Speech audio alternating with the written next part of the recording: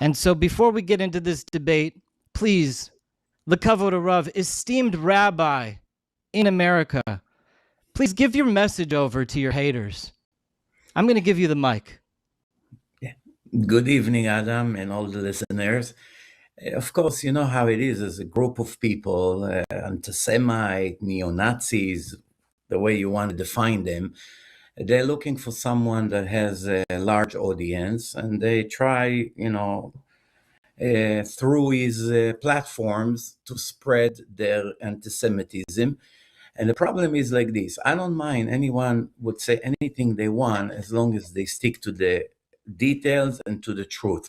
The problem with these people is that they are serious deceivers. They bunch of scammers. They take a little half a minute from one part of the lecture and another minute from another part, and they put fake headlines, and they convince their audiences that I say one thing, which I say the exact opposite, and it happens again and again and again, nonstop. I just give you an example. The last few days ago, Tucker Carlson, he was sitting with two black guys. I don't know who they are in a show. Someone sent me a clip, and they show over there. It said that the two guys saying to him that I promote genocide against Christians, all kinds of nonsense like that. And they show a clip that I spoke in one of the lectures that I said that according to the Torah, when God gave the Torah to the Jews, the warning over there is to all humanity, not just to the Jews and to the Gentiles, that are not allowed to worship any idol. And any Jew or Gentile, I say clearly, Jews and Gentiles, worship idols, according to the Torah, it's a death penalty. Now, I also say that there's no executions for 2,000 years, as you all know, since the temple was destroyed. The Sanhedrin is no longer in effect. No one is allowed to execute anyone, not murderers, not idol worshippers, not desecrators of the Sabbath. There's few other sins that the Torah gave a death penalty.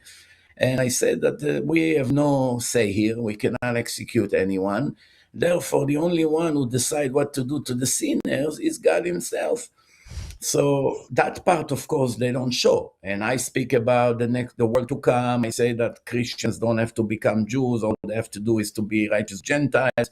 All Jews and righteous Gentiles, when they die, they go to heaven. If they are sinners, they have to pay for their sins unless they repent. They remove all of that. And I put in a headline that I said that according to the Torah, there are about 6 billion people. Muslims are not idol worshippers. They believe in one God, and the God that created the world, the God of the Torah. But I say everybody else who worship idols, worship all kinds of man-made idols, or worship JC in Christianity that said that he's God, you have to pray, and you don't go directly to the real God, the creator of the world. That's already a violation of the Torah for Jews and for Gentiles. Now, the way they show it is like I have anything personally against the Christians. Nothing. It's all baloney. I don't have anything against anyone. I teach Torah and I teach it precisely as it's written. I'm not a politician. I don't have my own agendas. I only teach what God told us in his Torah. That's it. First, I prove that the Torah is divine. It can never be written by a human being. After people understand by watching my film Torah and Science, they see that you cannot argue with that film. It's 4 hours of evidence, one proof after the other. Everyone who watched that film, Jews and non-Jews, are 100% convinced that the Jewish Torah that was given to the Jews in a public event, it can never be written by a human being. Only the creator of the world was able to write such a book. And once you know that, you have to just read what's there. You don't even really need me for that. I just bring it to the people who are too lazy to open and read themselves. So any Jew and any Gentile that would read in the Torah how much God hates idol worshippers, how much he's angry with idol worshipping, as the scene of the golden calf, when they were dancing around the golden calf, thousands of people died. There was a disaster. It's written in the Talmud that every generation we suffer from that sin. And until this moment, why? Because there is tolerance to idol worshipping. We are not talking against Americans and Europeans or Arabs or Chinese. That's not the issue here. It's here. In politics, everybody argue about nationality, land, wars, all of that things. That's not what I'm interested in. I am interested to teach the original book of God and to prove that everything that came after, it's all fake. It's nothing to do with the creator of the world. The books that came after, such as Christianity and Islam and Buddhism and Hinduism and all these religions, they are not from the creator of the world. They contradict the original book of the Torah. They have many, many human errors in them, and that's what I'm specialized in. Now, these Nazis, what they do is they say that according to my lecture, they put an headline that I actually call for the death of 6 billion people. The opposite. Every day we pray 3 times a day that God will put peace on the land, and we pray for the Gentiles as well. We write clearly for the Gentiles that are righteous, for all the people.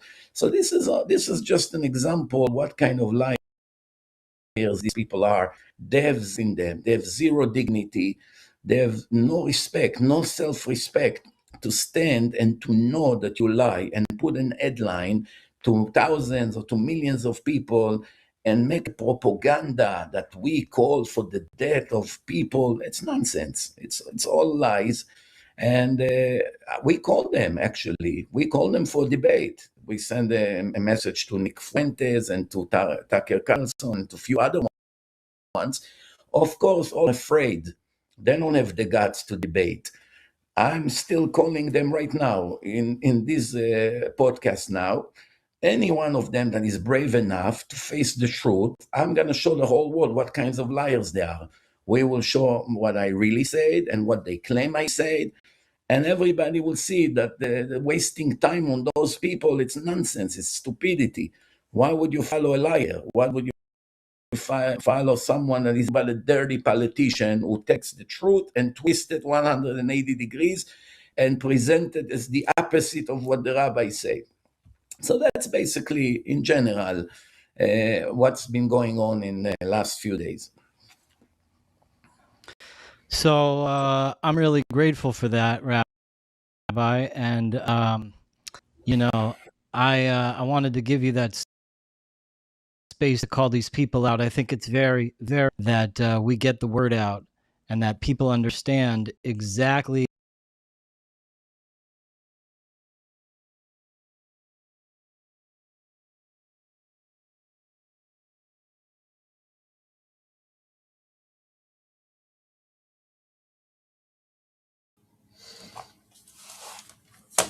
So in theory, we should be looking forward to a list of debates with anti-Semites, and Adam Green at least has the courage of his convictions as an anti-Semite to be the first to appear with Rabbi Mizrachi. Will there be any Christians? Will there? I've actually asked E. Michael Jones if he will be debating Rabbi Mizrachi, and he said no, that he would be casting pearls before swine. I was actually surprised because I thought E. Michael Jones was looking for Jews to debate with, and I know he's spoken to Duvid, and I know he's spoken to Charles Moskowitz, who are Reformed Jews, though Duvid is on a rather bizarre trip of claiming to be a Hasidic Jew, but really his mother is Reform, and his father's Presbyterian, I think. So he is of mixed parentage, making him a mamzer. And also he's now a Hindu, so we're all a bit confused by his blend of religion. So although he has had a rabbinic education, he can't really be taken seriously on anything. And I know when Daniel Hockey Cart Jew was looking for Jews to debate with, the best he could do was Duvet. And at the time, I remember trying to get Rabbi Mizrachi to appear on Daniel Hockey Cart Jew, the Muslim skeptic. That's his YouTube channel name.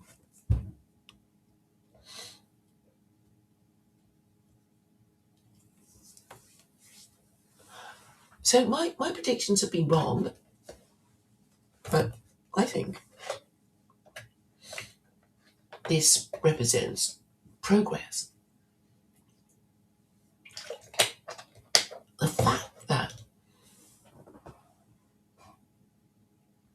E. Michael Jones has said he won't debate Rabbi Mizrachi means that he doesn't really want to debate a Jew who really knows what it's all about. He just wants to debate Reform Jews who are weak in their convictions and weak in their knowledge of what they're really supposed to believe. And talking about those with weak beliefs, we'll have to talk about Christians and how likely it is that there will be Christians prepared to debate Rabbi Mizrachi. After all, there's a lot of Christian YouTubers, big business, right? Big business for weak white men who want to stay in their echo chambers, or moronic white men who think Orthodox Christianity is the way, and mendacious white men who want to go with Christianity until it crashes and burns, even though they have adult children. It is really ironic that I, of all people, care to try to inform these pathetic people who are even now talking about dumb movies they've seen. Imagine, Jews have their Torah and weak white men who don't know what they're supposed to believe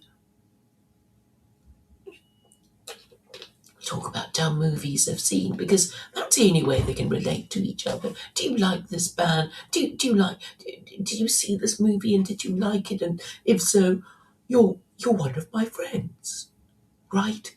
That's the only pathetic way they know to relate to each other. And this is basically TLC all the way. They don't know what the hell they're supposed to believe. And BVK won't tell them because, well, I guess he doesn't feel confident in his authority to tell them anything. He is merely a Calvinist pastor after all. He doesn't even feel confident enough to rando me. Because in his mind, to be randoed, to rando someone is to ask them, tell me about the home you grew up in. And then encourage this emotional spill of, all the tragedies of your pathetic little life, all the mistakes you make, and basically the showing of the wounds to members of the TLC so that people like you. And this is a modern form of showing your wounds that Corey has particularly objected to.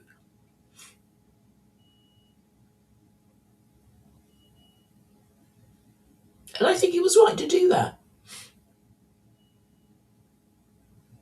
If I have, as a warrior, brought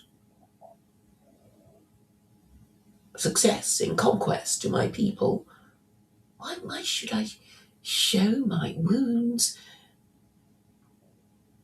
But it worked for a while in the Roman Empire, in the Roman Republic, and then it fell out of fashion.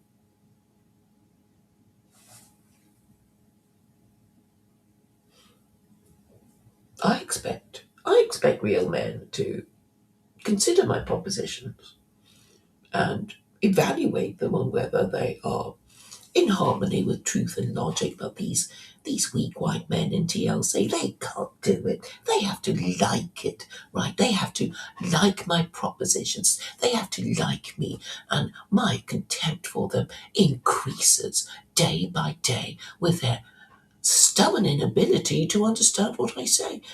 The college-educated men, some of them have gone to grad school, but they appear not to be able to understand what the hell it is I'm saying. And PVK refuses to give them direction or guidance. He just wants to stick to his, tell us about the home you grew up in. Tell us about the broken home you grew up in, and tell us about the terrible experience of your life so you can grovel before members of the TLC for tea and sympathy and say, you're just like them. Pathetic and stupid and scared and confused, and then they'll like you. That's hardly the recipe for success. But that is what PVK is about. If he wants to milk these weak beta males of their time and their money, it's not much. What is it? $5 or slightly more. You can afford it. The beta males can still afford it.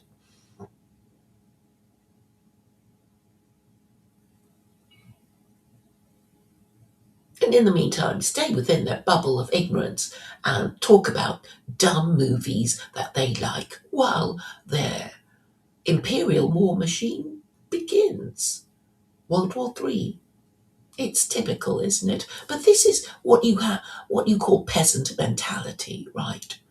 I think a few of them know what I'm saying. A few of them, have this sense of uneasiness. And recently there was an explosion of talking about politics, but really just still sneering at Tucker Carlson, who's the only independent journalist in the entirety of the Western world. The only one.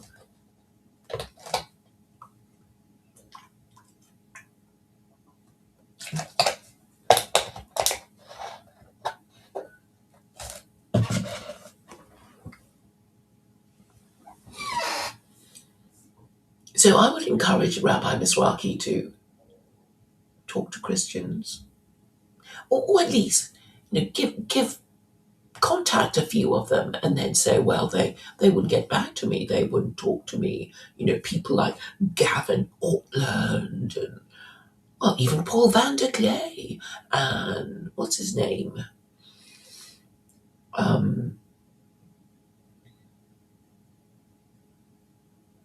the one who talks to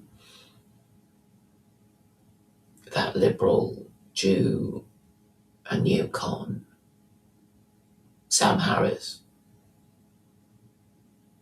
the one who talks to him, who's a Christian nationalist. So let's plan Rabbi Mizrachi's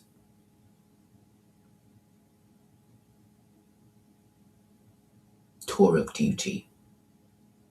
He should, of course, challenge all the anti-Semites and say, oh, E. Michael Jones won't talk to me, but isn't he the biggest, baddest anti-Semite? And, but hasn't he also talked to Jews? Oh, but it's only non-rabbi Jews like Duvid and Charles Moskowitz, who is really the worst interviewer I have ever encountered.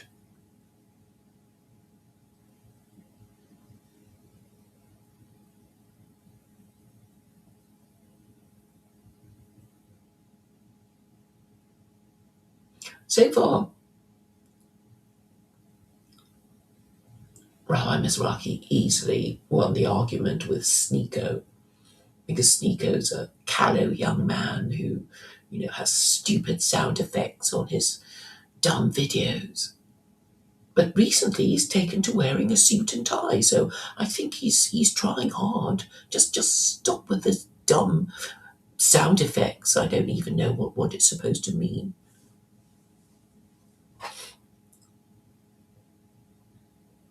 I wish he would talk to the Islamic scholar that E. Michael Jones talked to. What's his name? Hamza Wald Makbul. I'll suggest he does that.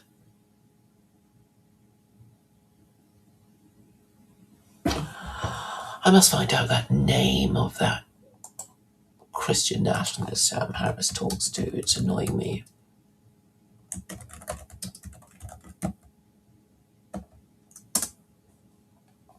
I mean, he's obviously a white nationalist, what? Just by the talking points that they come up with. I mean, it's not hard to work them out because they're just so dumb. Doug Wilson, that's his name.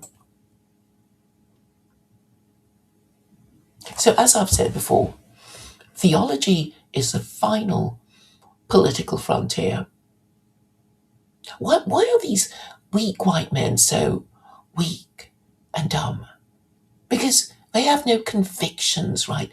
They have no convictions, and their behavior is exemplified by Brett, who at least is honest enough to know that he has no convictions that he cares to defend against my questions and my comments, and that is why he keeps deleting me, and that's why whenever he gets a wrench from any of his friends, his new internet friends like Megan Goldsby, he deletes my comments, and they let him do that. It's a kind of plausible deniability. Oh, but I didn't actually delete your comments, Claire. It's that, it's that Brett who does it. Oh, but he's my friend, so I have to mod him. And I said, well, why don't you give me a wrench to protect myself from, people like him? No response. Megan Goldsby, who interviewed me on the 13th of July, Monday, and then deleted the whole damn thing. I won't forget. So these weak white men, well, they should be getting themselves together to say, oh, what's this terrible thing that Claire said that you found you had to delete it? She's really pissed off. She's really pissed off because she didn't think she said anything wrong. So did one of the two women say something wrong? Did they? Were they being too polite to me? Perhaps they should have shrieked and sworn and questioned me, but they didn't. I think the reason why they wanted deleted Stephanie Christos and Megan Goldsby is because they didn't feel they were being mean enough. Right, but they couldn't do it. They couldn't do it because they're supposed to be nice. TLC people are supposed to be nice, and they didn't know what to do, so they just let me answer the question. They didn't engage or say, oh, but perhaps we shouldn't do this or whatever. They didn't. They just asked the next question, and I suppose on reflection they thought, oh dear, we didn't show enough hostility. People might think we agree with her. Oh no.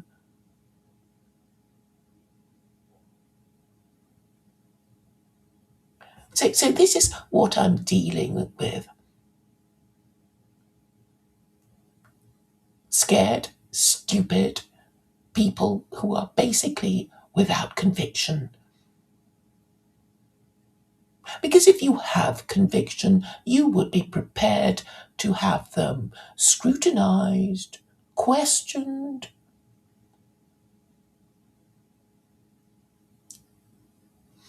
But they're not. These weak, white Christian men have no convictions. They just get stoned and play stupid music and talk nonsense. Even the smart ones. They talk about what stupid shit like tacos and Kurosawa, anything but their supposed beliefs.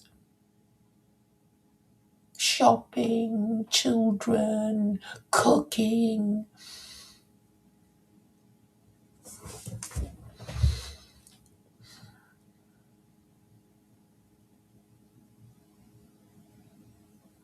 So who can I go to? I think I'll just have to stick with TLC, right? I have to stick with TLC and see what gives. With these weak white men who have no moral convictions. Of course, they can't say, well, we believe that Jesus is God, because they know they're going to have the piss taken out of them, because I know enough about Western culture and Western political hierarchies to know that Christians they are despised. But what about these politicians who go to church, Nancy Pelosi and,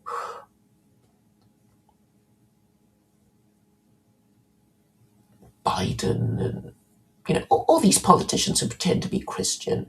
Yeah, they go to church, they call themselves Catholic.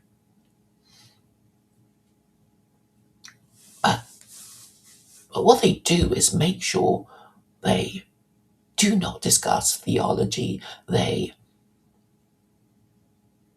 don't discuss theology. And the most important aspect of theology is what God is. Is he Jesus? What do you think, Christians? You really, really, really, really think he's Jesus and you think Jesus created the universe and was a creator of the universe, the son of a woman called Mary? Really?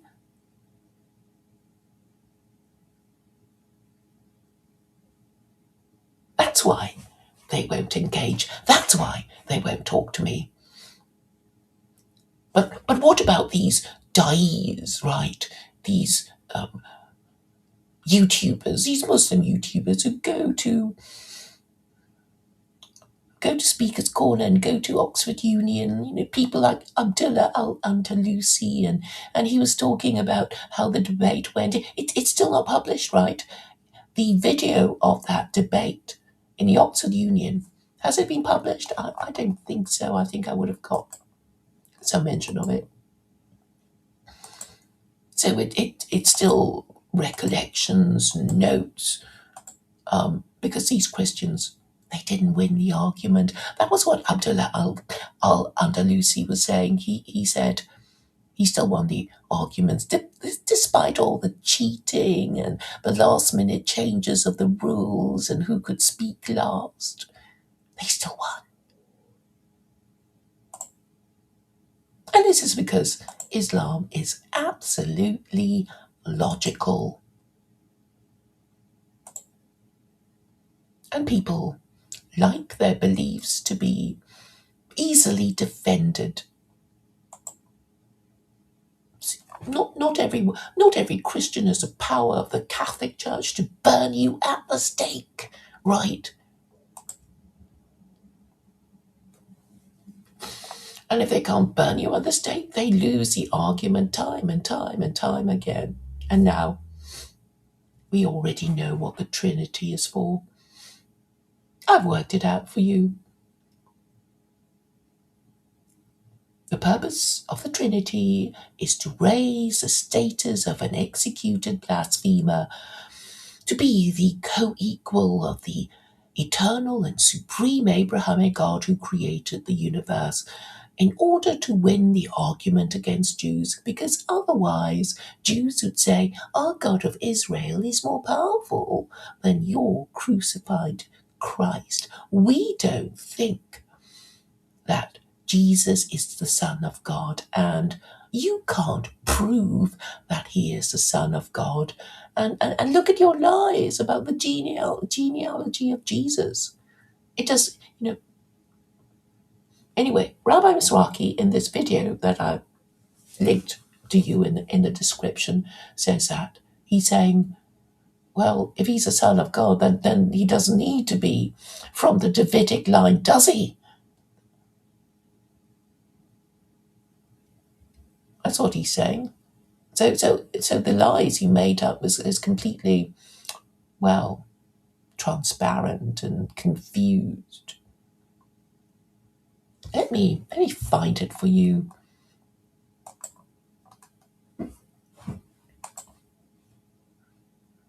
I mean, it's just so disgusting how stupid they are.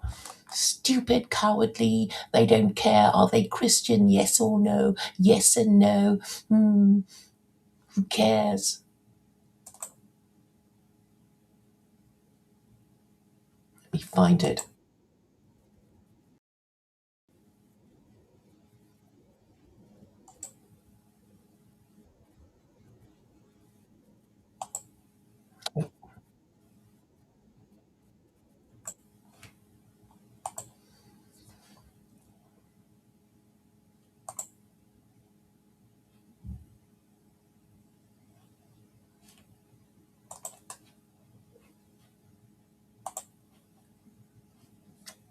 Both in agreement with this. So, like, I think it's really you're trying to convince me if Jesus didn't exist or not. I know that Jesus of Nazareth, there's two different Jesus of Nazareth, and they're Oh, both in the Talmud mentioned in two different places. I always perfect. thought that this meant that one of them was the Jesus of Nazareth that the Christians are always talking about, and it's one of the proofs of Jesus and one of the things that bind Christians to the Talmud. If I'm wrong, I think this is a great place to start the debate. Did Jesus exist, Rabbi Mizrachi? Okay, so the Talmud speaks about a person named Yeshua, which was a common name in those days, Yud Shin Vav and Ayin, and they describe a person that was learning by a big rabbi named Rav Yoshua ben Farchia. He was in yeshiva, and the rabbi kicked him out of the yeshiva.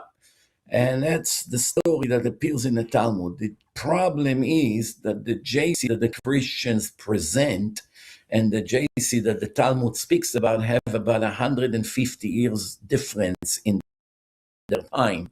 So you can see that they're talking about the same famous JC. Now, when you go to the New Testament, right, when they describe the genealogy of Joseph the carpenter, right? They try to link him all the way to King David because in the Torah is the Old Testament, and they claim that she's a continuation of the 24 books of Judaism, right? Judaism starts with Genesis, Exodus, Leviticus, Numbers, and Deuteronomy, and then you have the book of Joshua and the Kings, and it goes all the way to King Solomon, the Songs of Songs, all together 24 books. Then came the Christians, and they claimed that God gave them another book, which is the New Testament, the Evangelists, Mark, Matthew, Luke, and John, those, and then they have additional parts, which is the Act that they have additionals to the New, and the New Testament is trying to continue from where Judaism left, and they say that God gave part two. Now, when you review in the beginning of Christianity, they try to prove that Joseph the carpenter is a grandson of King David. So they describe the story that Joseph in Hebrew it's Yosef, just like my name, Yosef. Name in Arabic they say Yusuf, in Farsi they say Yusuf, but it's the same name. In English, it's Joseph. Yeah, so they figure it from the Torah. So he meets Miriam, who's another Jewish woman. They get engaged. They have like a Jewish way. You all know, once the husband, the bride and the groom is under the chuppah, he puts the ring on her finger. They officially are now married, but the conclusion of the and in the old days the custom was that he would go away and come back after a few months with some money that he made, and now they're building their own homes. Now remember, to build a home wasn't like today. You need 2 years to build a home. They take some wood, build a hut with tarp, insulation, they can do, and you have a house. So he comes back after a few months and he sees she's pregnant. Asked her, what did you do? And she said, I didn't cheat. God came to me in a dream and made me pregnant, and this boy will be somebody holy and all. So that's the story. Now, just before that, they tried to link Joseph to King David. Why? Why? Because in Torah, it's written Messiah, son of David. So it cannot be just a righteous Jew. It has to be a righteous Jew that comes from the family of David. If he will be just a righteous from a different family, he can never be the Messiah. For instance, if he's going to be a righteous Jew that his last name is Levi, it's from the tribe of Levi. It cannot be from, it can never be a Cohen, someone that his last name is Cohen, that means from the tribe of the Kohanim. It cannot be the Messiah. So it has to be from the family of King David. From the king. Let's just be clear. Yeah, from the king it has family. to be David because God promised David that his kingdom will reign and the Messiah will come. Okay, so now when they describe the genealogy of King David all the way to Joseph the carpenter, in two of the books of the evangelists, there are 22 mistakes. 22 mistakes. There is a description who gave birth to who. In one book, it describes a list. You go to another, same God according to them, 22 different names, different order, complete mess up. So now, imagine now in a book, in one place, it would say that Abraham gave birth to Isaac. Isaac gave birth to Jacob. Jacob gave birth to Joseph. Joseph gave birth. And then you go to another chapter in the Torah, and it says Abraham gave birth to Joshua. Joshua gave Ezra. Ezra gave birth to Isaac. Isaac gave birth to Joseph. Complete mess up. A normal intellectual that reads such nonsense and believe another minute that this is a divine book. In a divine book, do you have such human errors? It's ridiculous. It's something like this. You have in the same book a description, and then of over 30 generations, all the way from King David to Joseph the carpenter. And you have 22 mistakes, different names. So what? God doesn't know who gave birth to Joseph the carpenter, who was his grandfather and a great-grandfather, that in one place describe one name and another page it describes completely different names. So therefore, how is it to begin with? It's this one, or none of them. The best part is how they describe all this genealogy. They tell a story that Joseph went away and he came back. His wife Mary, she's pregnant. And they asked him, how do you be pregnant? I never get on you. She said, so the Christianity, who is the mother that is so where he came from, right? Who is the father? Is God is a grandson of King David? Why did you waste the whole page to describe the loss of the is from the family of King David? Regardless of all, it was to prove that the father of JC is from the family of King David, and that's why JC can be the Messiah. But right after that, you say that he has nothing to do with the boy. He's not his biological father. And according to the Torah, the genealogy goes after the father. If your father is a Kohen, you are a Kohen. If your mother is coming from a family of a Kohanim, of a Kohen, you're not a Kohen. Everybody knows it. If your father is a Levi, you're a Levi. If my mother is a Levi, I'm not a Levi. I'm not acting as a Levi in a synagogue. So obviously, you see, no matter how you look at it, this book, the chance that it was given by God is 0%. There's not even 0.01% chance that this book is divine. Because the book that is telling us everything we know about JC obviously is not from God. Therefore, we cannot rely on the story that JC even exists. I'll give you an example. Sometimes Christians come to me and say to me, what are you talking about? I had a dream last night about JC. Talk to me and this and this and that. And I say, how did he look? They say he had long hair and a goatee.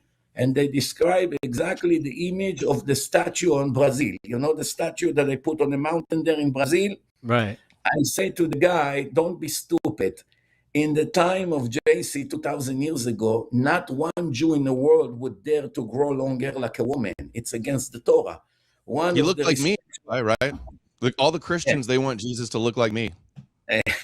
One of the restrictions of the Torah, as you know, that a man is not allowed to look like a woman, not to dress like a woman, not to put jewelry of a woman, or not to have hair of the woman. So Yeah, and he what wears do you robes think? too. Do you think that JC 2000 years ago, that was in a time that all Jews were extremely religious, and that he's going to have a hair like this and a goatee? Where did you ever see religious Jews that look like that? A serious one. So obviously, this whole Right. thing is based on a fairy tale. There is no evidence that it happened, but I give them the benefits of the doubt. When I debate them, I follow what they claim. And based on what they claim and based on their book, the New Testament and the Evangelist and the Acts, I prove to them that those books are full of human errors. Full. That's why I made that 3 hours debate. And many Christians, believe it or not, among them dozens of priests from all over the world, from Ukraine, from Russia, from Africa, from United States, from Texas, from so many places. They wrote to me, thank you for enlightening my eyes. You gave me the answer to all the doubts I had. As a matter of fact, one of the priests in Ukraine told me, I'm teaching your Torah to all my students here in a church where I am. There are 5,000 students over here, and they are all amazed by all the information, but I'm very much afraid that one day they'll find out that everything I teach them comes from a Jewish rabbi, because in the minute they'll find out, that day I will be killed.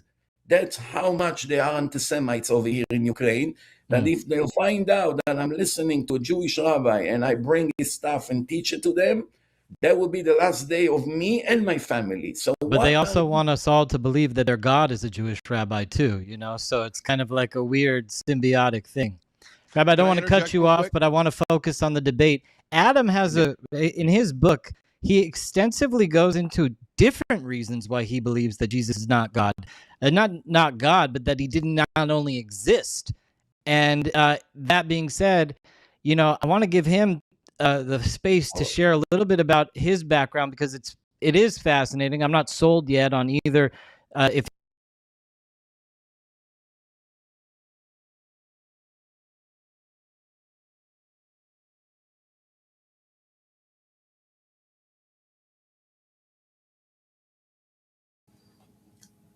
I trust you have heard of Adam Green. He's known for his, well, he's been thrown off YouTube. He now streams on Odyssey, and you can find him on X. He was brought up Christian, and then he became a pagan, and then he became agnostic. And his shtick is to tell white nationalists that they'll never win the war against Jews if they worship one, and I tend to agree.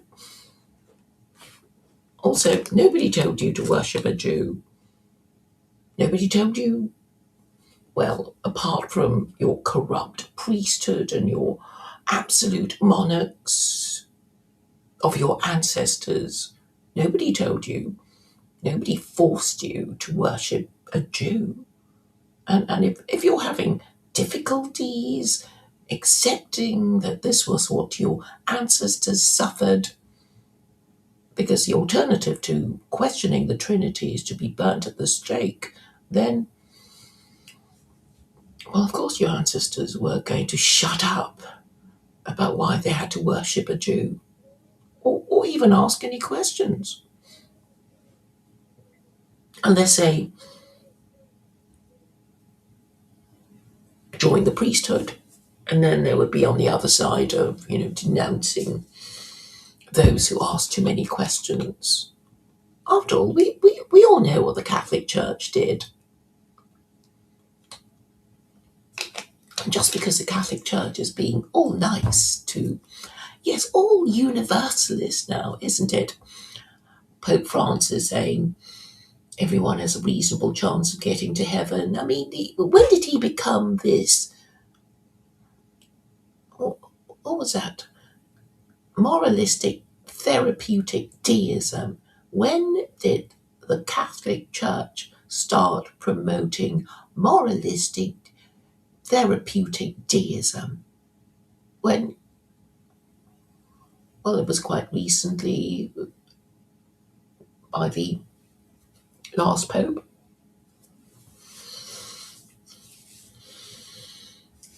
But we know now, don't we, that it's full of crap. It's only being meek and mild because it knows it can't burn heretics at the stake. Imagine if they could do. If they could burn heretics at the stake, if they had the absolute monarch they could claim to protect, who will do all their dirty work for them, what do you think the Catholic Church would do then? Is this what you really want to go back to? White people? It's almost unbelievable to be so willfully ignorant of your own history. I am, in particular, addressing people like Anselman. So he doesn't understand, or he's trying to somehow fit that in and make his beliefs true. So he has to accuse me of being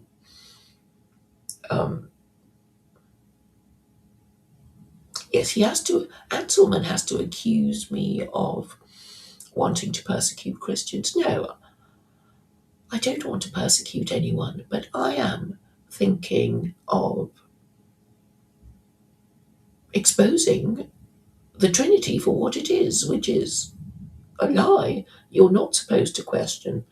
Some might argue it's a noble lie to keep up Christendom. And in the age of monarchy, you might say, well, we have a duty to maintain the current political order of monarchy. But now that Christendom entered in 1918, over 100 years ago, I think we can dismiss the need to tell this noble lie to keep Christians in existence and make them feel top dog, because the most noticeable effect of Christianity on Western men is that it makes them mendacious and fearful and corrupt. So Paul van der Klerk, if he were being an honest man, you can listen to all that he says, and I think you'll be able to find quite a few heresies, when he talks about God number one and God number two and God number three. Though he remembers every now and then to say, Christ is king, in a Christian nationalist way. And the fact that he won't talk to me now is, probably for similar reasons to why E. Michael Jones says he won't talk to Rabbi Mizrachi. Rabbi Mizrachi is a force to be contended with, because he didn't go to university.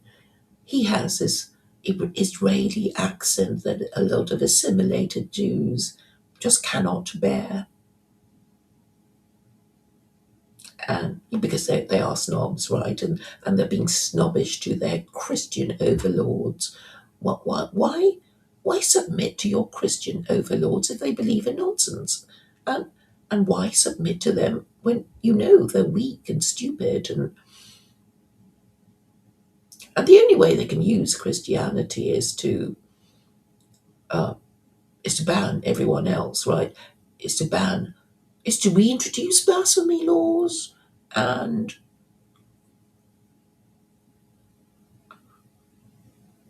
they would have to reintroduce blasphemy laws, and they would have to, well, basically destroy the First Amendment, to abolish the First Amendment. Is this what these Americans want? Are they dumb enough to go along with that? Well, some are, I know. Some say, well, the First Amendment hasn't done us any good. But then it would be just as dumb as saying, well, the recipe book that I bought or have had in my family for years, it hasn't even cooked my meals. But that's because they're too moronic to understand that if you have a book of rules, you're supposed to follow it. So at every juncture of any engagement, they lose. And they refuse to admit it, and they refuse to admit it, and they refuse to ask the logical next question. And their women are also corrupt, particularly the two who asked me all those questions about secular Quranism and then deleted the answers because they couldn't be seen to be even talking to me.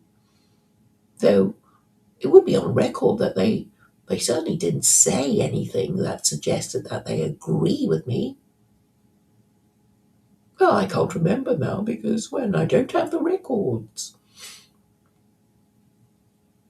So everywhere I go, I see lies, cover-ups, corruption, neurosis, stupidity, cowardice. Have I said that already? Well, that's the biggest sign above them. I mean, you would have thought, TLC, so many smart people who've been to university and grad school, you would have thought they could have got some argument together to say that what I say ain't true and ain't logical. They could do that. They can confer. I can't stop them from conferring with each other. But it seems they're only left with the unsustainable tactic of ignoring me or pretending not to, or pretending to engage, fake Christians, fake engagement, fake. So we're back to Brett.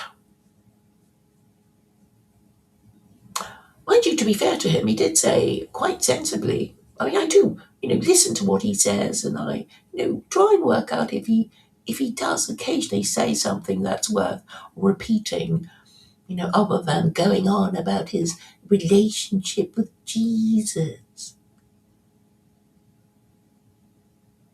So he said yesterday with on Luke Thompson's stream that, when they were talking about all those dumb movies that they've seen and it's so pathetic.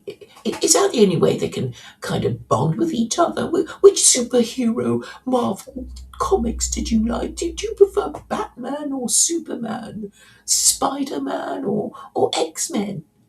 It's just mind-blowingly infantile. But that's how they talk.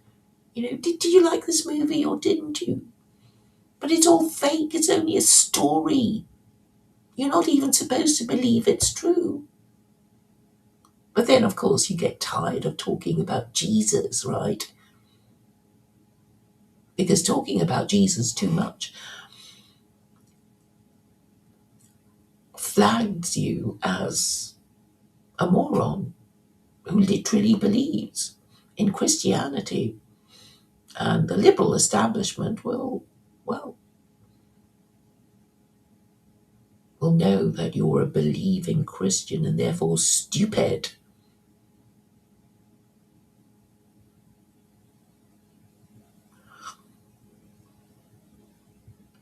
And so these lies confuse everybody. So yes, in a way, you are allowed to be Christian or encouraged to be Christian, but only, the kind of, Christian who goes a lot, this universalist Christian who is basically a liberal, but then not be able to digest the fact that the American Republic was a reaction against monarchy and Christianity. What did the founding fathers do but be the first Europeans to distance Europeans as a whole from Christianity? And boy, was that successful, because what happened was swiftly after the American Revolution followed the French Revolution, and they killed their king and kicked out Christianity. But for some reason, this is not properly understood by Europeans. It's infuriating. It's their history, but they don't understand it, presumably because it hasn't been put together in the right way. And while I do it for them, I do not have the authority as a history teacher. I wasn't a history teacher when they were in primary school explaining why the American Revolution caused the French Revolution and eventually also caused the Russian Revolution, which finally kicked out Christian monarchs, or the most powerful ones, in 1918. The Austrian Empire, the Austrian Emperor, the German Emperor, and the Russian Emperor, the Tsar, Nicholas II, who sought asylum from his cousin George V and was denied it. Can you imagine these kings of Europe? They couldn't even help each other out. So poor old Nicholas begging for asylum from his first cousin, George. And George, perhaps he did want to give it to him, but was told by his advisors that it was not advisable to allow Nicholas II to seek asylum in Britain, because that would endanger the British monarchy too. Because, as you can imagine, in 1918, the people of Europe were pretty pissed off with their world war, weren't they? But somehow they didn't get it. They carried on. If you look at these war memorials, you will see what it says. To the glory of God. In a list of dead men, you would have thought that a penny would have dropped. Perhaps it did, but perhaps those on whom the penny dropped didn't control the media. But they stopped believing.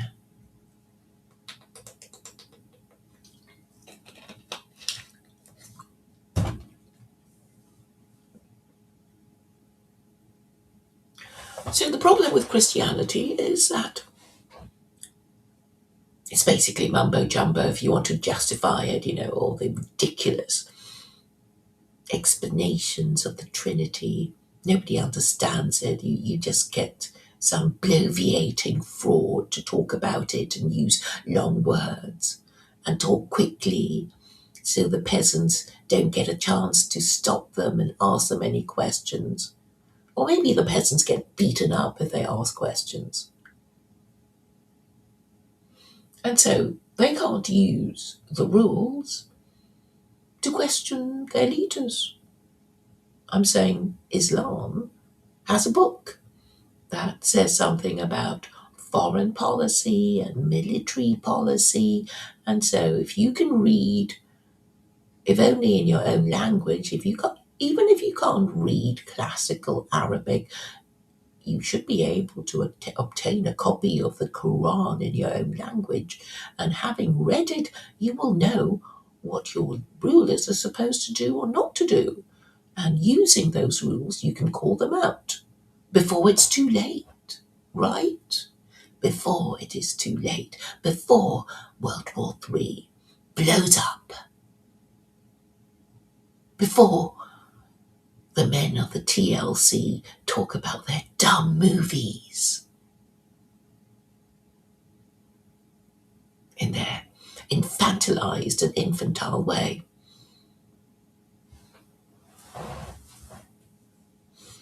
If they don't want to talk to me,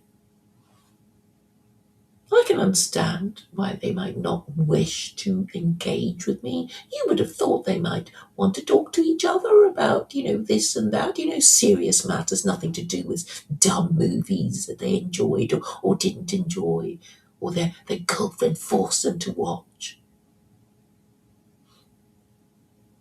They could be talking about, US foreign policy that will inevitably affect them.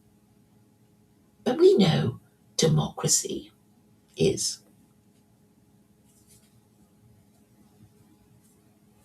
is for dumbos. Right. Democracy is for dumbos who want it to be their religion, or they can't work it out. Do they want to call democracy their religion? And if they don't, won't they be admitting that they were dumb for supporting it? What's it going to be, white man? Admit your errors to avoid committing further graver errors, or just carry on to the edge of the cliff. Maybe that's what you want anyway. You're too tired to fix anything. You're too dumb to fix anything. You're too scared of your other fake Christians to do anything, and therefore you would rather just follow the herd and walk right off the cliff. But back to Rabbi Mizrachi, he does make a point, doesn't he, about the house of cards that is the Trinity, that was enforced by violence, which the American Republic has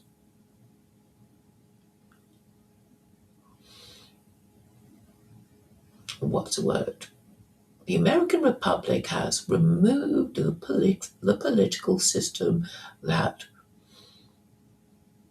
requires Europeans to follow the religion of their ancestors. And so we just choose the best religion available, right? That's what we do now that we can do it. Well, we still can do it. But BVK won't bite. He wants to lead his Christian cattle to the edge of the cliff, right? He's going to be talking about Ayaan Hirsi Ali and equate Islam with honor killing and FGM. He won't be talking to me or any Muslim, because I really hope Muslims will come and have a look at the people in at the men. Forget the women. Women don't go there. I mean, Meghan might hang around for a bit and then realise what a bunch of losers they are and quietly quit. At the moment, she's belle of the ball.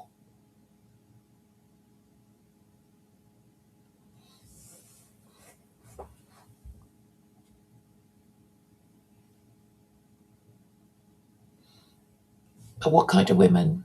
What kind of woman would want to be associated with men who are too scared to talk about their own religion?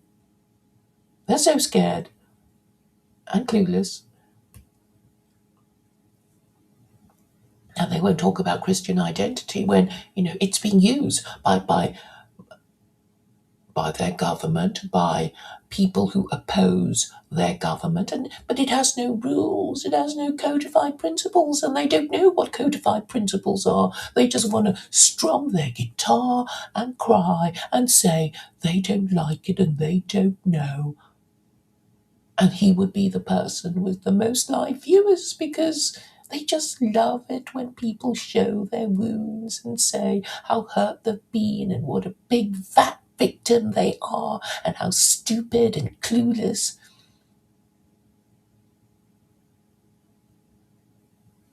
And if you come along and know what you're talking about, they don't like you. TLC is the perfect representation of Western men, and that's why it's so important.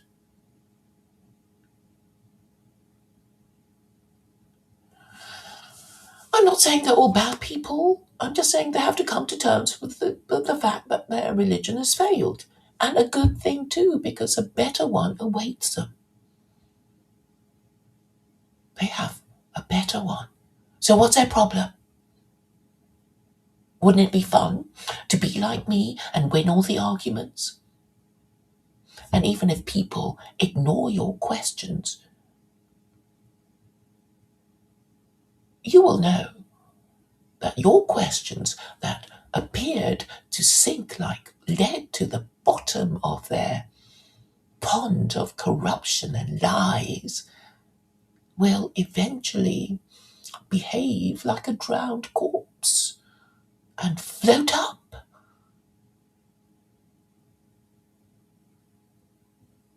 Yes, that is what will happen. It might not.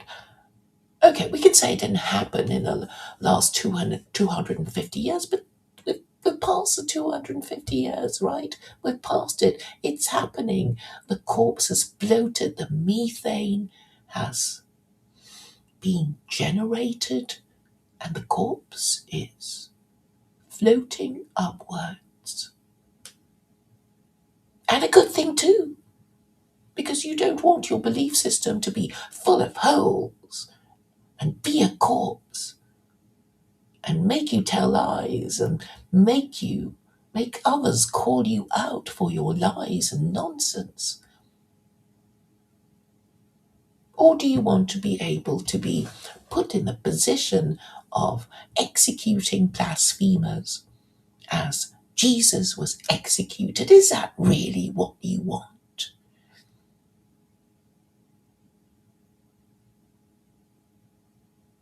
And if that is really what you want, then have fun turning back time to before the American Republic, to go back to the age of monarchy and refight the wars of the Reformation.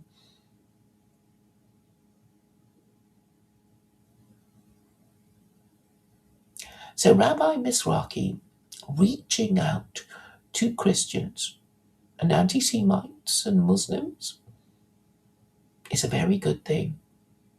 It gladdens my heart, but I doubt members of the TLC will be watching it because they just flee from things they don't understand and dislike, and then they start playing their guitar after having deleted your comments and blocked you and told everybody else to do it too.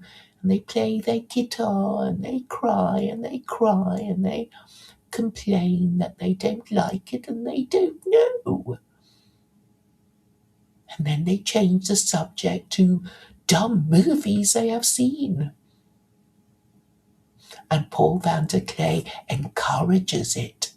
He feeds off this confusion and stupidity because he's white and he's Christian and he talks to them nicely. He's not like me, telling them what they need to know. But I hear from them that they'll be going to this estuary coming up. How many of them are there? Estuary meetings upcoming.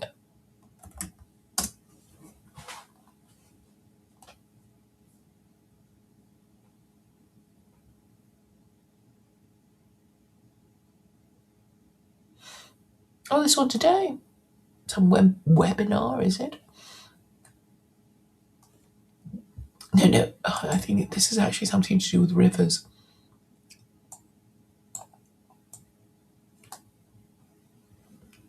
I should put Paul van der Clay. So what they should be talking about is no-hide laws. That's what they could be doing, but Paul van der Clay doesn't want to talk about the no-hide laws because then it'll, the first no-hide law forbids idolatry, and then the Christians will ask, well, some Christians will think, oh, okay, fine, and no idolatry, no blasphemy. It's a repeat, an echo of the first and second commandments, incorporated into Christianity, right? That's what they would think. But then, some bright spark might say they don't have the same definition of idolatry as us. And then somebody might say, idolatry is a worship of anything that isn't God. And then somebody might say, Jews and Muslims don't think Jesus is God. And then they'll have a good old discussion about idolatry. And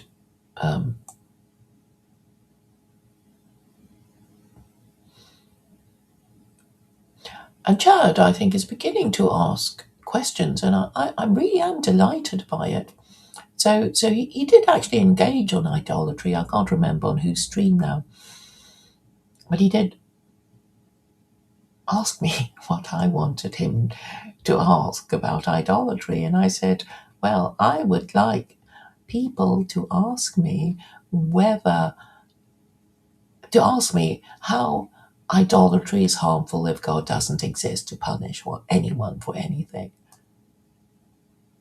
But he's probably forgotten about it, right? He's probably forgotten all about it. And I have answered the question.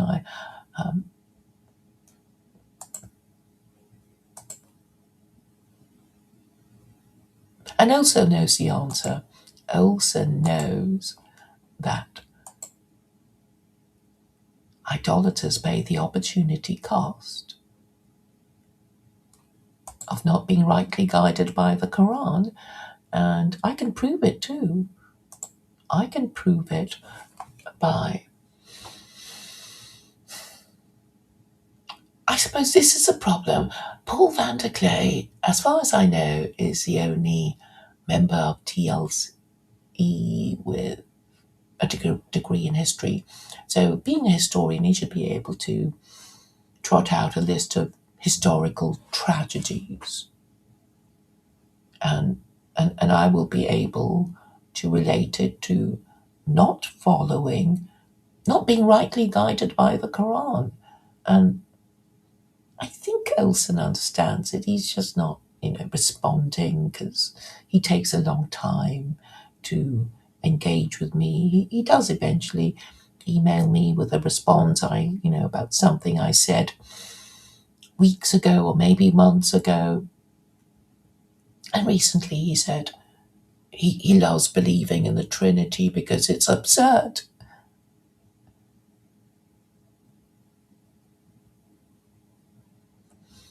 But it's pitiful. Why do you do that to yourselves? Why? I would go mad if I had to do that to myself. And that, I guess, is the reason why so many Westerners suffer from mental health issues. It is because being force-fed lies gives you a kind of spiritual indigestion and makes you nihilistic. But Paul van der Clay doesn't care. He just wants to ask me about the home I grew up in instead of my propositions, and this is very disappointing in men who are citizens of a proposition nation. Now, let us look at the propositions in the US Declaration of Independence.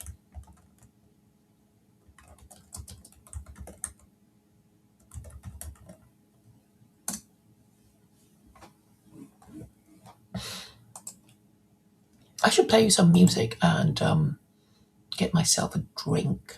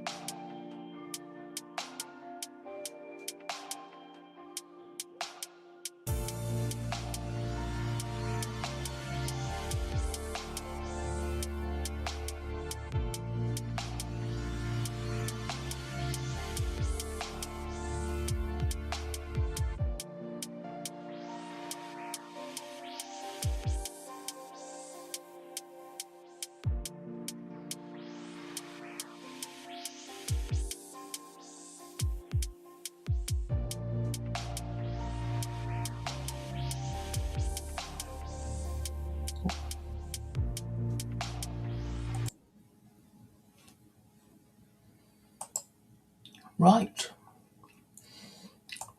Propositions.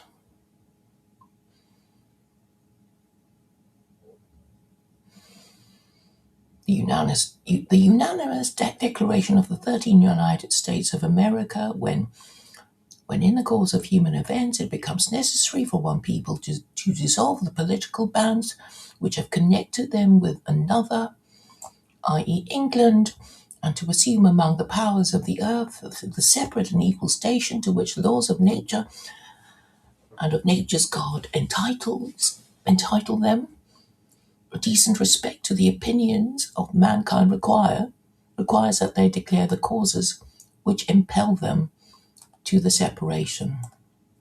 So it's basically saying, I'm going to tell we, the rebellious 13 states of America, jointly tell the British monarch why we've had enough of you and why we're telling you to go jump in the lake.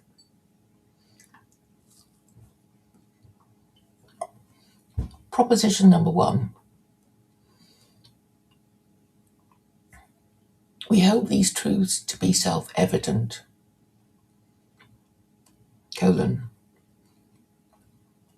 that all men are created equal. That's the first one. That they are endowed by their Creator with certain unalienable rights. Do you disagree? That amongst these are life, liberty, and the pursuit of happiness. Well, when are we going to have a conversation, PVK, about these unalienable rights? What could Jefferson have meant by them? How many unalienable rights are there, and how many alienable rights are there?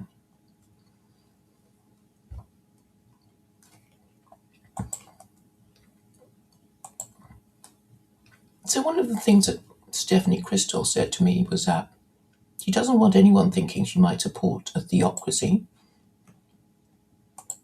And my point is that a proposition nation is a theocracy. I mean, there's only one as far as I know. I mean, if you can find another proposition anywhere in the world, let me know.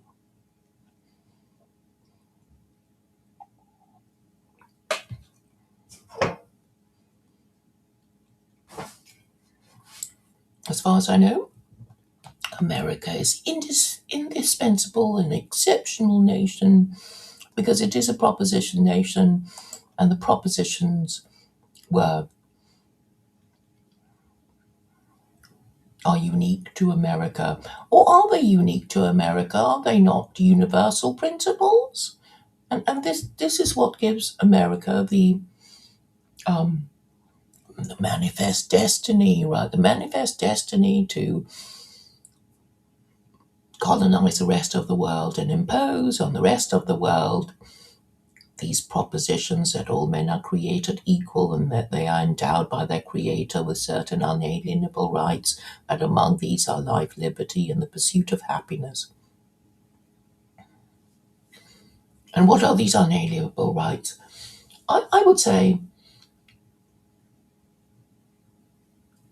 the unalienable rights are conferred on them by their Creator in the Quran. Is that such a terrible thing to say? I mean, there is a White House Quran that belonged to Thomas Jefferson, who owned it since he was a law student in 1765. Is it a terrible thing to say, Stephanie Christos? You don't support a theocracy, but America is conceptually a theocracy.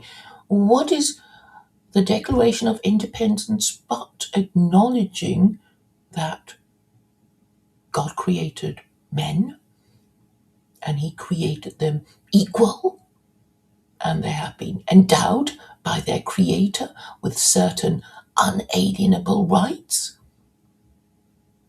So this is a category: unalienable rights, certain unalienable rights.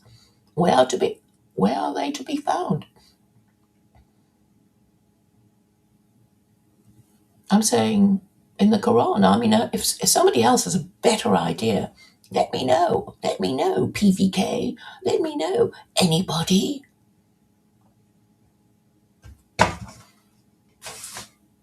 Let me know, Christian.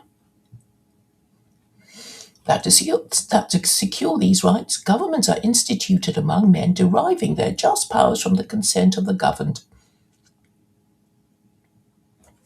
Yeah, if they don't consent, they'll rebel, right? They'll have another revolution. That whenever any form of government becomes destructive of these ends, it is the right of the people to alter or to abolish it, and to institute new government, laying its foundation on such principles and organizing its powers in such form as to them shall seem most likely to effect their safety and happiness.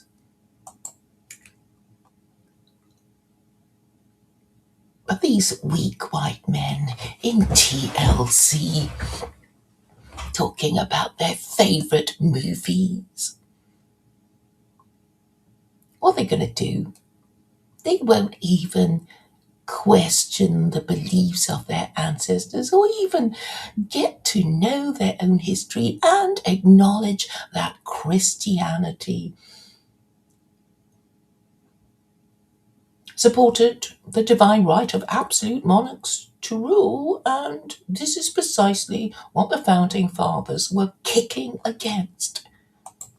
So I'm just talking to people who don't know their own history and don't want to know their own history, and it would be forgivable if they were uneducated peasants, but they're grad school boys, right? Skankenstein.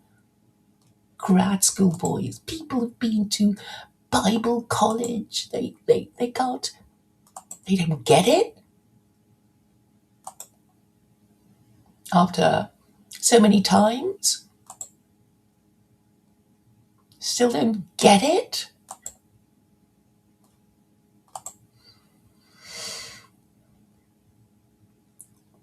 Prudence indeed will dictate that governments long established should not be changed for light and transient causes. And accordingly, all experience has shown that mankind are more disposed to suffer while evils are sufferable than to right themselves by abolishing the forms to which they are accustomed.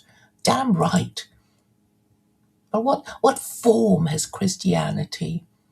What good has it done the European? Why haven't they noticed that the last 250 years of European history has been an attempt to tell monarchs to go jump in a lake? And that's why the British monarch has fewer rights than the average American citizen. He can't change his religion and keep his job, can he? He can't discuss foreign policy, can he? What's the point? What's the point of living like that? Imagine not even being told, not even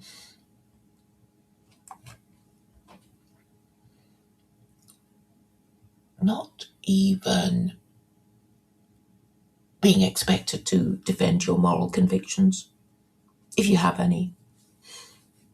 Do I need to talk about moral convictions? Convictions means we really, really believe that Jesus is God and he created the universe, and the creator of the universe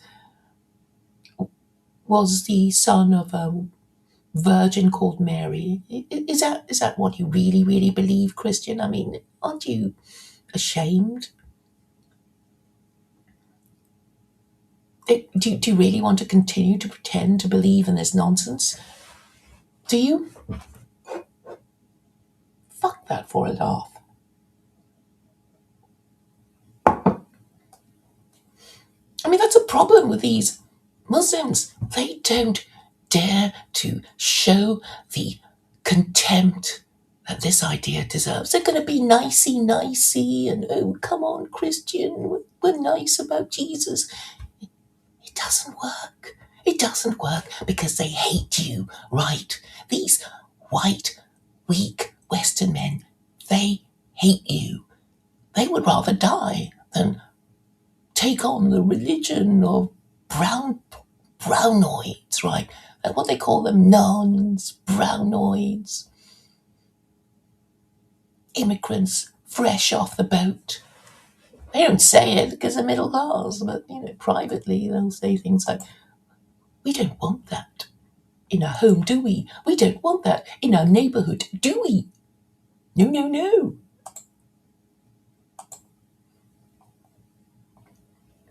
But you would have thought, if you had any moral convictions at all, Brett, you'd be prepared to defend them against facts and logic. And if your beliefs cannot be defended by facts and logic, then it means they are nonsensical, they are absurd, they are morally and intellectually indefensible. And it's time you admitted it, right? For the sake of your society, for the sake of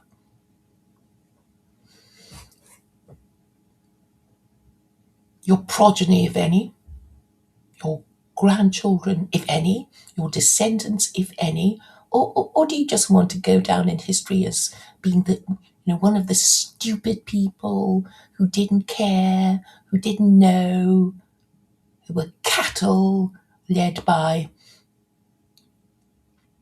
mendacious leaders who didn't care about them because it's above their pay grade, right? Above their pay grade. Well, whose pay grade is it then? The president's pay grade? I think Trump is in deep shit. Do you want to be the president's pay grade? Let's continue reading.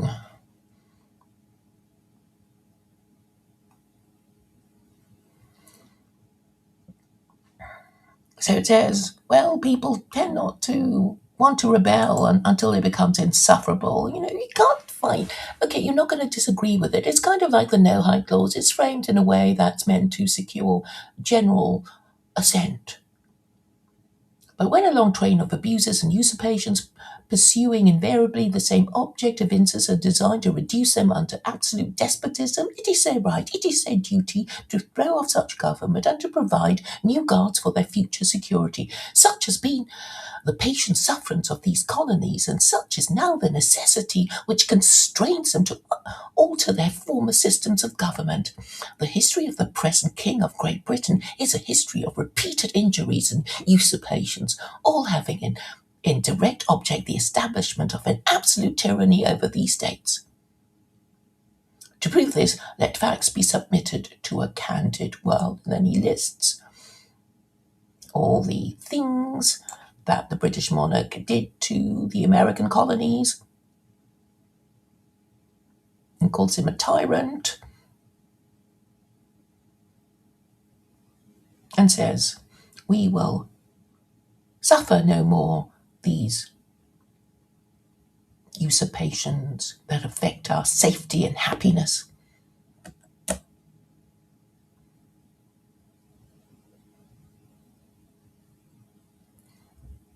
So he says, nor have we been wanting in attentions to our British brethren.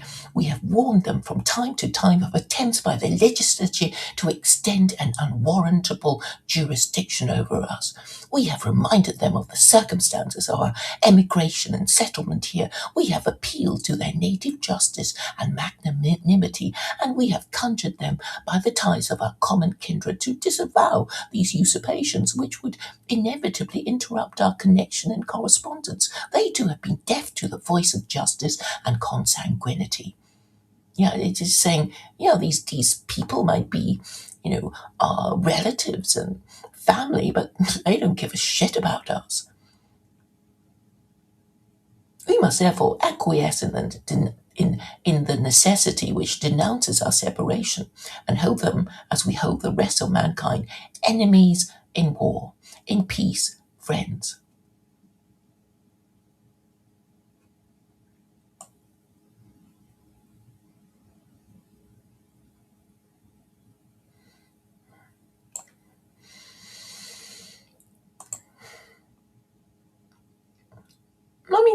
just think of the founding fathers and compare them to men of the TLC, right? Just think of the weak, stoned, incoherent men of TLC.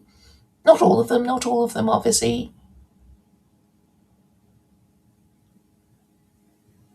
And the genius of Jefferson. And the messages he tried to give, well, I've got the Jefferson Quran, it's mine. It's got my writing in the margins. I don't know if he wrote in the margins, but it's his. And the Jefferson Bible, what do you think he's trying to say to you Christians? He's saying, he's already denied the Trinity, and he's saying, Paul never met Jesus. Come on. Everything he said is based on, well, his own ideas. In fact, if you want to read the Jefferson Bible, it's really the red letter Bible. And, if Jesus said anything and it's on record, it's Sermon on the Mount, and it's mostly nonsense, right? It's mostly nonsense. And contradicts, anyway, he's not God. And if you say he's God, then you're guilty of idolatry and you're hellbound. And you don't care because you're atheists anyway. So, there you are. Your beliefs are nonsense. You can't defend them, even after I have given you all these opportunities to confer amongst yourselves, and all you want to do is talk about stupid, dumb movies, right? Because you just can't talk about the most important thing about Christianity, which is a Trinity. Because it's a house of cards built on sand, but you still want to believe in it. And that's why I say that you are an Islamophobe, even though you've never said anything mean about Muslims, because you're too middle class and well brought up, to say mean things about Muslims. You just never mention them. You never talk about them. You never complain about immigration because you're too middle class and and smart to talk about these things. But I can tell from your expressions what you really think about these immigrants who are, what are they doing here? They're doing, well, you need a labour force, don't you? And your government is going to protect its investment because it's inviting all these people from other parts of the world, heritage Americans, to come to your country, and they will be pacified by their government being nice to them and patting them over the head and, well, kicking your butts, right? And saying, well, you will be the future Americans. You will be paying taxes, and at least you'll be having children.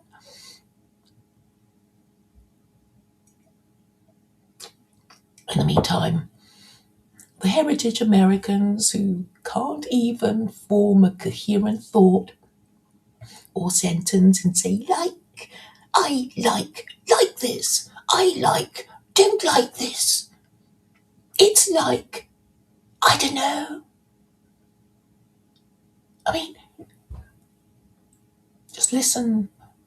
Get the transcript of any of their streams. Get the transcript and maybe print it out and underline a coherent sentence. Why don't you do that? Underline a coherent sentence. Oh, it's possible to form a coherent sentence, even with like in it. I know, it can be done. Just all that time and the saying of nothing. But I think S-Jury is great. Imagine all these weak white men talking about secular Quranism. Is that the only thing we have left? Surely not. What about Christian nationalism? Why can't we just kick them out?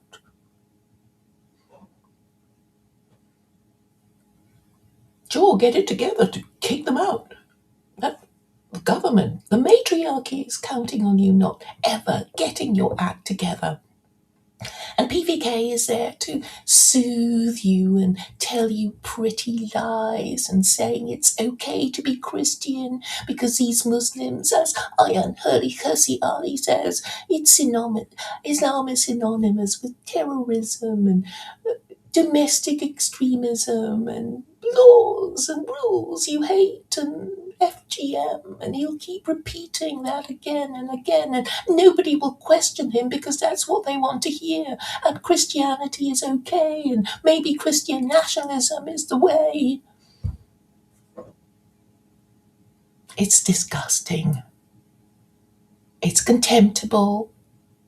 And I just do what I do because I need to do this. I need to, dump my thoughts on the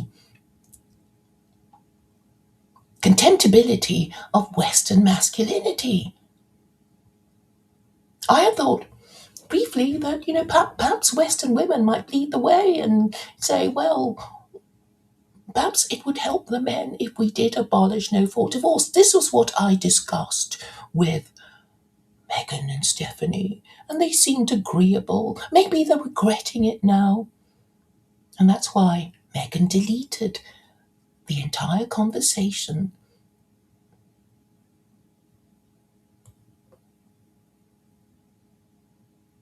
And so men will have to sort it out themselves because the women are not up to it. Will they dare to say that perhaps no-fault divorce should be abolished? Are they going to say that? Because, okay, the women, Stephanie and Megan, they've censored it, right? They've censored it. They've said, no, we can't talk about it. We can't be seen to be talking about it. Not with her. And that's useful. I've got the evidence.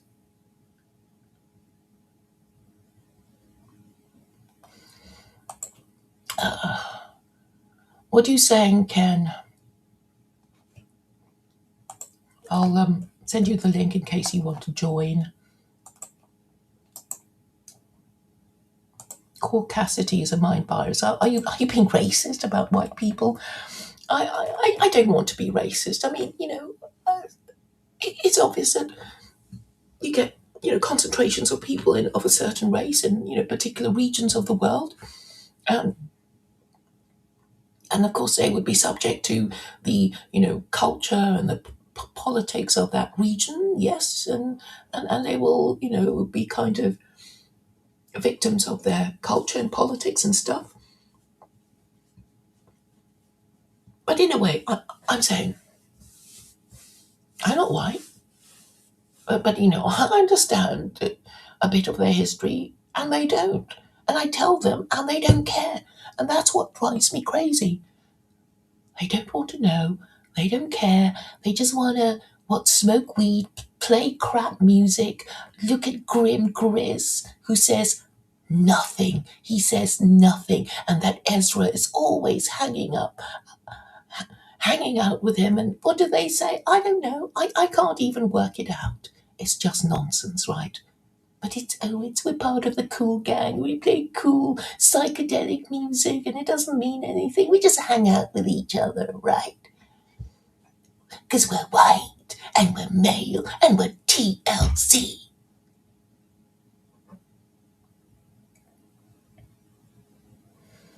Okay, that's a new word for me.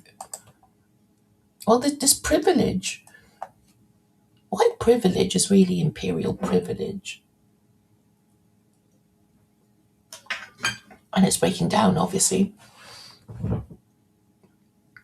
It's breaking down, and that's why we're having a collective meaning crisis.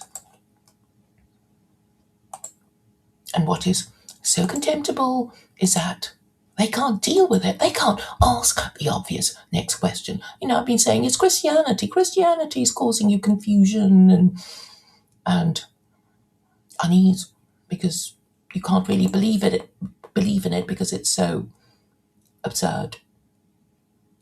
And I'm saying there is another religion that is kind about Mary and Jesus and gives Jesus and acknowledges the prophethood of Jesus. I mean, what's the problem? It's pretty high status, right? So Islam is saying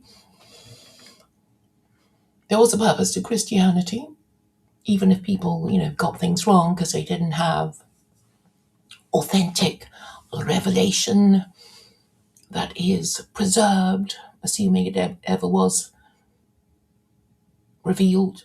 But it's okay, we've got the Quran. So you think, well, just read the Quran, read the Quran. Oh, but no, we're too full of hatred and fear, and we're scared. Oh, but we'd rather spend time hanging out with each other online and, talking about stupid shit and strumming our guitar instead of reading the Quran. I mean, we're scared of our wives. What if our wife catches us reading the Quran? That would be the end. She might divorce us, right?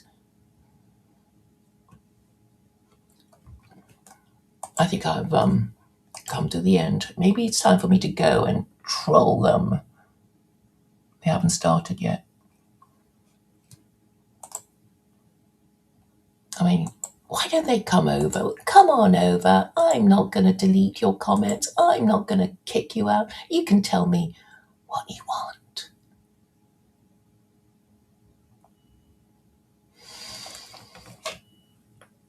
So, what we can do is understand why having no convictions is a problem. These weak white men, Ezra and Grip. I mean, if you had convictions, you would say, I know the way, and it is that way, or this way, but they never, ever say anything. And all they're left with, is denying there is a problem, and the next estuary meeting will make their problems go away.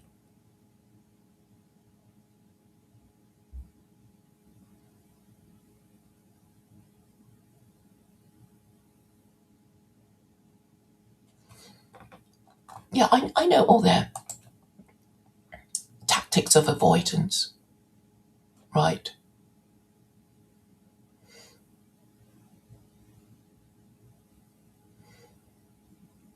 And I suppose it's helpful, when they're not going to engage. So the least you can do is get to your point quickly before people get bored.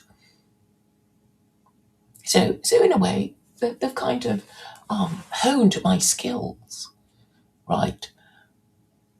But they still don't get the basics of friendship, right? Friendship has to be amongst equals. You can't be friends with your dad because you have to acknowledge his superior and senior position. But interestingly, the Quran talks about God as being your friend or your ally. Well, I don't read classical Arabic, so I don't know. But the point is, let's assume he doesn't exist, and we just conjure up this, divine being in our mind and behave as if he were helping us. But we still have a dialogue with him in our minds. We ask him questions and we imagine his answers, and we ask him questions, and so you build up a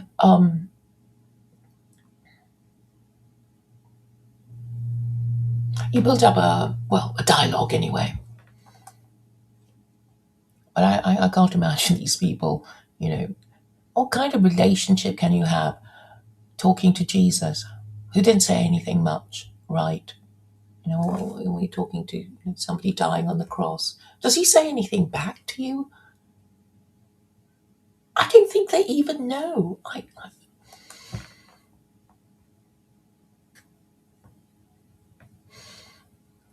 I'll try to be.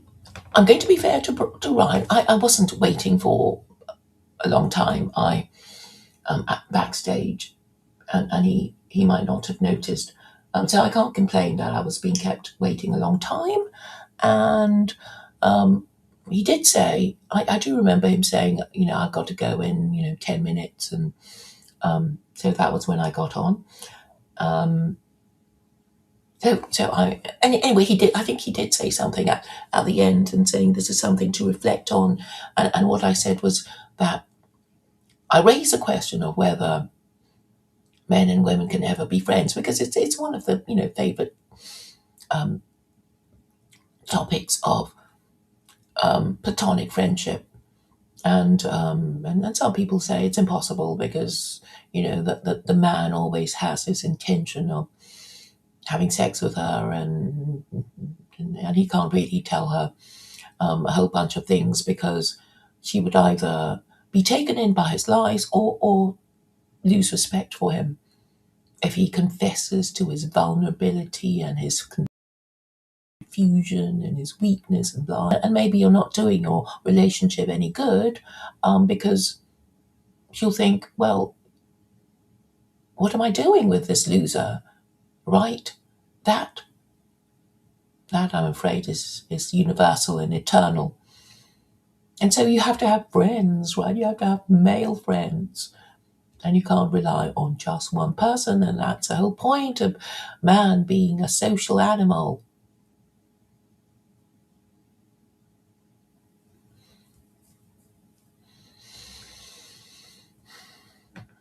And in a way, as Teo said, it's actually a good move, for me anyway, that Stephanie and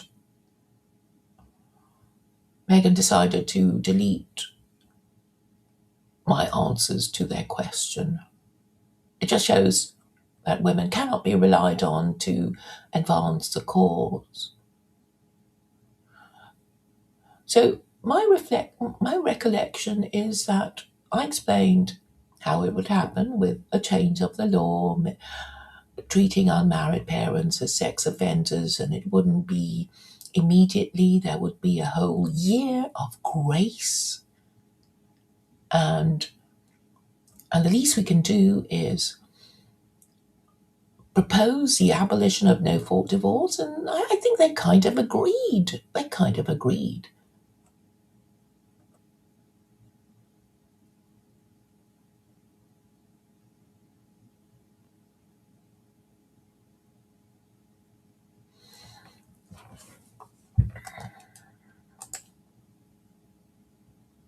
Bea was talking in code at that spot at the end of Ryan's stream yesterday, hence she mentioned needing to speak with Teo.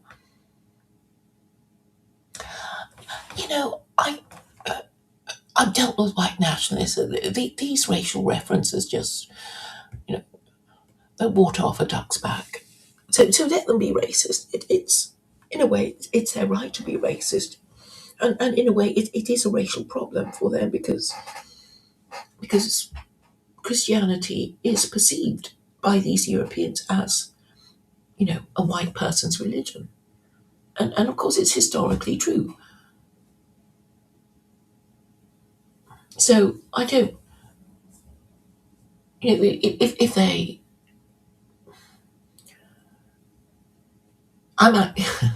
what I'm trying to say is that there are more important things for me to point out about their foibles than their occasional expressions of racism. And the interesting thing is that Teo is being put in a kind of managerial position. He kind of, um,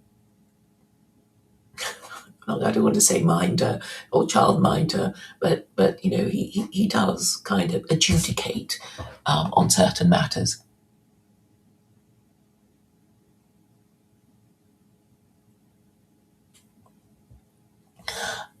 Okay. I'm really not, that sensitive. But, it's like, yeah, you obviously, white people do feel threatened, right? And maybe they shouldn't, if they want to keep the purity of their race, they shouldn't race mates. But actually, all the Abrahamic religions say we're not supposed to be racist, and there have been attempts to be racist, and it fell apart because even with white nationalists, they will, they go into a tailspin of confusion when I ask them, are Jews white? And that's when they kick me. So, can you really go by appearances? And aren't Jews white? And if you're saying, well, it's not just, their race, it's how they think. It's like, yeah, how should they think? I mean, Christians worship a Jew. And they can't deal with it. Their heads explode and they don't want to talk about it. And so they're just left with, blaming Jews in their very exclusive echo chambers, deleting anyone who says anything wrong.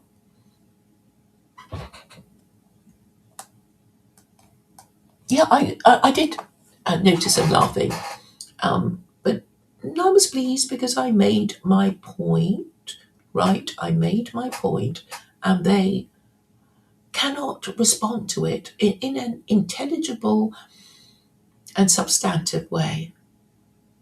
I mean, all they're left with is going to their estuary meetings and trying to be Christian while not talking about the Trinity because, it's part of the estuary protocol not to only discuss things that have been pre-approved, right? It's it's a kind of word game thing, right? And there will be people who want to talk about certain things, and there's probably a forbidden list of things that, must never be discussed, like the Trinity. But nobody wants to discuss the Trinity anyway. Yeah, well, they don't even understand the object of the game. The object of the game is to win the argument against me. And the only way they can win the argument against me is to say, I got something wrong. Some fact I'm relying on is in fact false. Some information I've relied on is in fact false. And they're just left with waffling, right? We must be mindful. We must listen, let Brett dominate the conversation and tell us about his childhood, and it's never about anyone, and we must be nice to each other, and there's nothing substantive in anything they say. And these poems, it's like, no. If you really want people to do anything, just have a list of bullet points and say, we must do A, B, and C all the way to X, Y, and Z. Yeah, that's all they're left with. They're microaggressions. And Olson,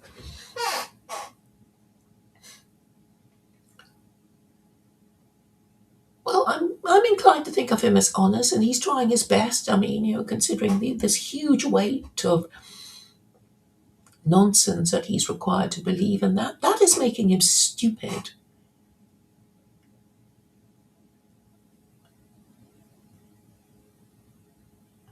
Because if you think you're covering up for this massive lie that's been growing since the 4th century, then you can't. How can you sleep well? How can you sleep well when all the dust that you've been shoving under your carpet makes you trip over it every day? Makes you fall in your face, and you're refusing to admit it because, obviously something is making your politicians, your ruling classes corrupt, and you can't deal with it by voting because the system is rigged. And so you will be suffering from degeneracy, from more corruption and more mental illness and more suicides. They actually want to get rid of you. They want you to get into your coffin before you're dead. And I saw a great video of what I imagine the matriarchy would like us to do to ourselves. And I may be able to display it. I think I did retweet it.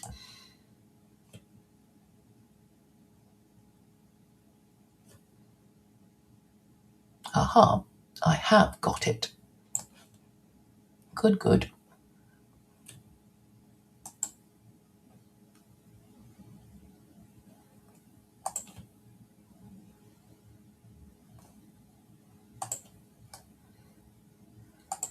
Close window, close window.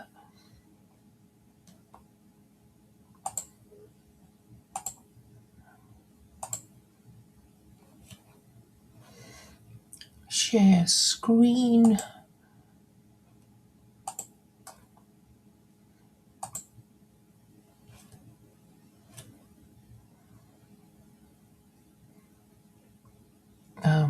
Map screen.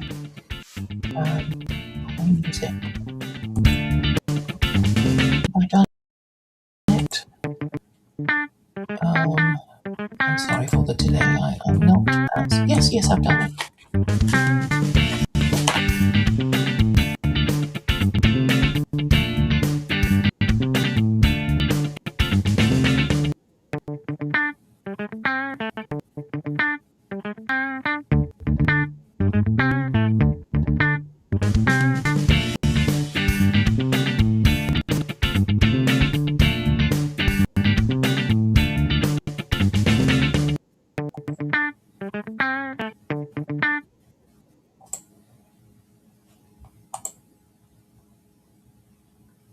Okay, I trust a point has been made.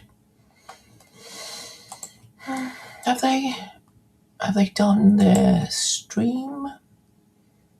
Have they started? So I hope the point is taken that what the robots you saw were doing, getting into their box and fitting themselves in so the box can be closed on them, is what the matriarchy wants us to do. It's basically like bad parents who wish they never had children and want their children dead and gone. How can this be fixed? Well, it could still, in theory, be fixed by any of the men talking to me before their estuary protocol, and then they can talk to each other about what I said to them, right? If they dared, but they don't.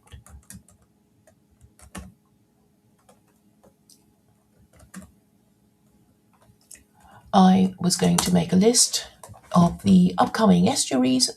Let it not be said that I'm, entirely hostile to what they're trying to do.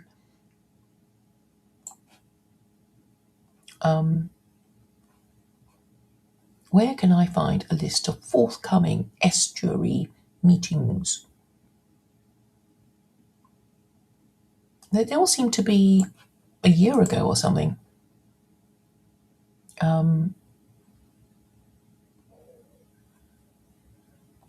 Visit Estuary Hub. Okay, let's go to Estuary Hub, because that was what the boys were talking about yesterday on Luke's stream. And I thought, wouldn't it be nice if they were all talking about secular Quranism and their estuary meetings? I think they will anyway. Because, well, find an estuary near you. And you have to say conversation in the Paul van der Klee way.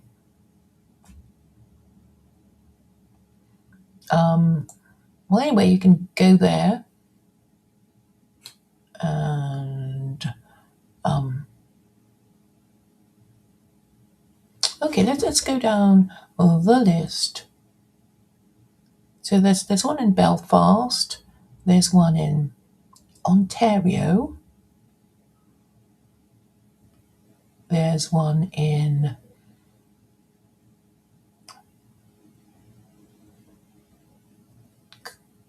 Carlsbad, which is, I'm not sure which country it is. Oh, it's near Santa Fe. There's one in Indiana. There's one in Costa Mesa in California. There's one in Culver City Estuary in California. There's an estuary in BCS, that's Texas. Estuary Chania in Greece. Estuary in West Melbourne. Is that Australia? I'm not sure. There's one in Glastonbury, is there?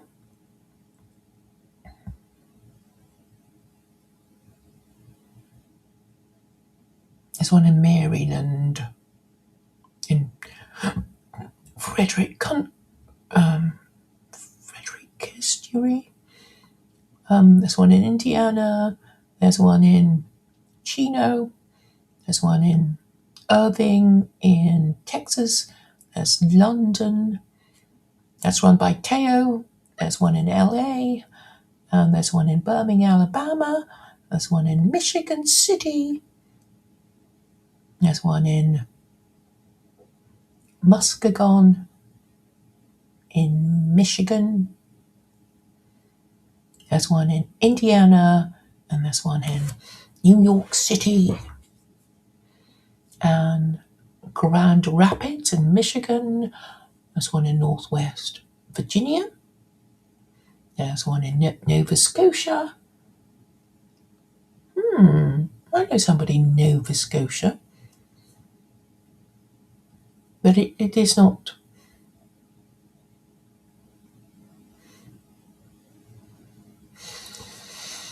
It's not a regular one. Olympia Estuary in Washington. Ottawa Estuary in Ottawa. There's one in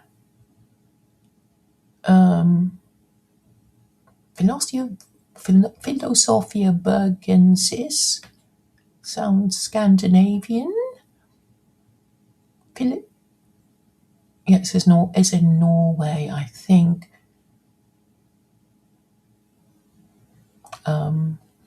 Pittsburgh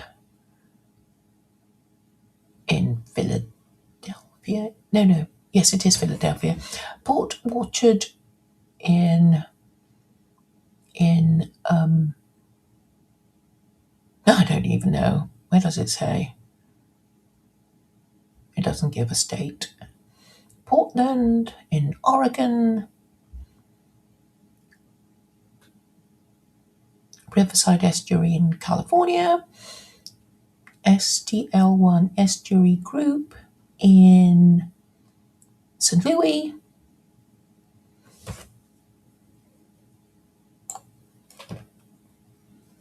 And Sacramento Estuary, that's run by Paul van der Klee. I think that's it. I think St. Louis is in Montana. No, I was trying to work out what the okay, so there's more. There's one in South Wales, and there's one in Glenview, which is Illinois, and there's a St. Louis Estuary Group in Montana. I know this is a bit boring, but let's just list them all. There's one in South Africa, in Stellenbosch. There's one in Toronto. There's the Washington Zoom Estuary, the Twin Cities MN Estuary, Minneapolis, Vancouver, Warsaw, West Michigan, Whitchurch in Hampshire, England, Winnipeg Estuary, Zurich, Switzerland, and one in Germany, the Astor Rhein-Neckar, and then it's in Greek. So imagine if they all started talking about secular Quranism.